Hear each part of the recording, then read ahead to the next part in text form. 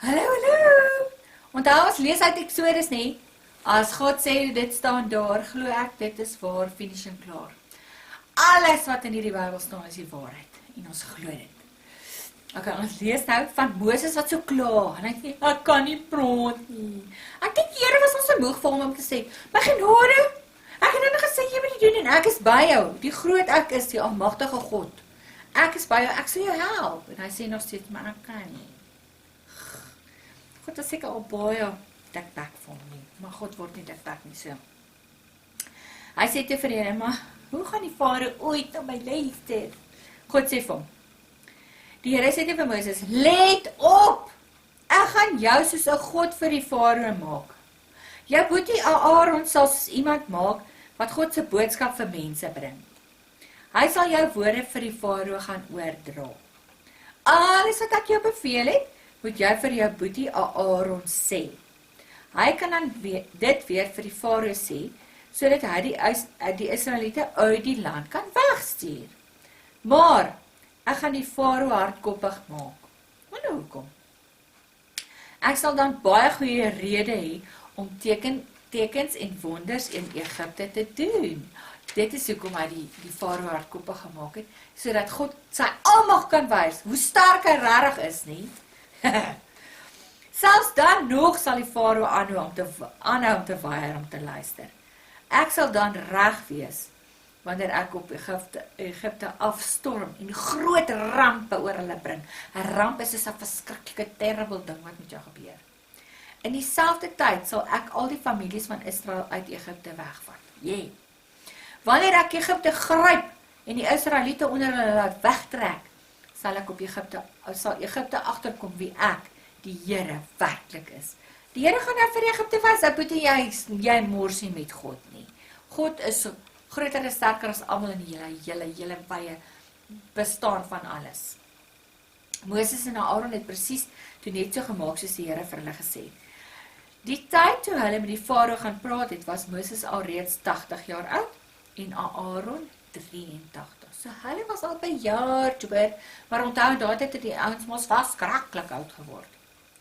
Die Here sê toe vir Moses en Aaron, wanneer die Farao vra dat julle iets moet doen, wat vir hom kan bewys dat julle God van alles van God afkom, moet jy vir die Farao sê om sy kierie te vat en voor die Farao, vir Aaron sê om sy kierie te vat en voor die Farao op die grond neer te gooi.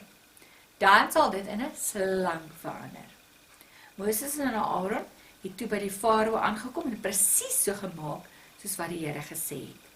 Aaron het sy kierie voor die Farao en sy amptenare neergegooi. En dit het in 'n slang verander. Die Farao het toe sy towenaars laat kom. Hulle doen toe presies dieselfde ding. Soos hulle elkeen sy kierie op die grond neergooi, verander dit in 'n slang. Aaron se kierie het egter hulle slange ingesluk. Lekker vir hulle. Die Farao het nogtans hardkoppig gebly. Soos die Here gesê het, dit sou gebeur. Hy het geweier om na Moses hulle te luister. Die Here sê toe vir Moses, die Farao is harde kwaas. Ek laat hierdie Bybel vertaling. Hy bly weier om die volk weg te stuur. Jy moet môreoggend vroeg vir hom langs die Nyl gaan wag. Nyl is mos die rivier, onthou jy? Sorg dat jy die kierie wat in 'n slang verander het, by jou het. Jy moet dan vir hom sê, die Here, die God van die Hebreërs, het my na jou toe gestuur. Hy sê, jy moet sy volk toelaat om na die woestyn toe te gaan, dat hulle daar vir hom kan gaan aanbid. Tot nou toe het jy geweier om hierdie opdrag te luister.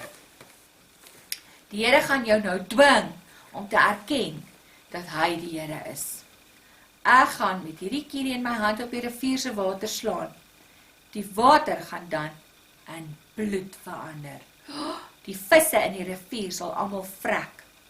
Dit sal so stink dat niemand in Egipte water uit die rivier uit kan drink nie. Die Here het vir Moses gesê, hy moet vir Aaron sê om sy kierie te vat en dit uit te steek na al die plekke waar daar water in Egipte is. Hy moet dit uitsteek na die spruite, dis waar die watertjies vandaan kom, na die riviere, na die vlei lande en na al die damme. Al die water in die land sal dan in bloed verander. Selfs ook die water wat in die emmers geskep is en in bakke is, sal in bloed verander. Moses en Aaron het toe net so gemaak, soos wat die Here vir hulle gesê het. Terwyl die Farao en sy amptenare staan en kyk, het Moses sy kierie gevat en op die water in die rivier geslaan. Al die water in die rivier het in bloed verander. Oh my word, die vis in die rivier het gevrek. Die rivier het so sleg begin ruik, dat niemand in Egipte die water van die rivier kon drink nie. Oor die hele land was daar net bloed. Die Egiptiese towenaars kon dieselfde doen met hulle kunsies. Al wat gebeur het, was die Farao het hom net verder teëgesit en geweier om na hulle te luister. Dit was mos die Here gesê dit sal gebeur. Hoe lyk ons tyd om, Chris? Die Farao het toe die rug vir hulle gedraai en teruggegaan huis toe. Hy het hom glad nie verder gesteer aan wat daar gebeur het nie. Die Egiptenaars het toe al die waterputte al langs die Nyl gegrawe, omdat niemand die water van die rivier kon drink nie. Die ramp waarmee die Here die rivier getref het 7 dae lank aangehou. Imagine that! Dit, dames en here, plaag 1. Hoeveel plaae was daar in Egipte land? Kan iemand onthou? 10. Daar was 10 plaae. Dit was plaag 1, onthou. Jy gaan dit nog baie hoor. Dit gaan 'n fabulous ding wees om te onthou. Die 10 plaag, wat is die heel eerste plaag? Die water verander in bloed. En nou moet jy weet, as jy daar Egiptenaartjie in die huis sit en hy het 'n lekker 'n skotteltjie gevat om watertjies in te getap en lekker te bad. Woo, what happened? It is blood. Hoe weird is dit, hè? En al die visse vrek toe. Boetie, dit moes gevrat het. 7 dae lank het hulle nie water gehad om te drink nie. Nothing fresh, geen ou yseswater nie, kan nie water gaan koop elders nie. It is blood. Julle, nou het ons gelees van die eerste plaag, né? Nou, die tweede een kom môre aand. 10 plaag, boetie. OK, kom ons bid gou. Here, baie dankie dat U vir ons lief is. En dankie dat U almagtig is. En almagtig beteken U is die sterkste van almal in die hele wye wêreld. Dankie dat U ons spesiale God is en dat ons regtig met U kan praat elke dag en dat U 'n wonderlike God is wat vir ons lief is. Ons is so lief vir U ook. Amen. OK, maats, onthou nou. Ja, hulle is aan Egipte land. Die Farao sê, I will not let my people go.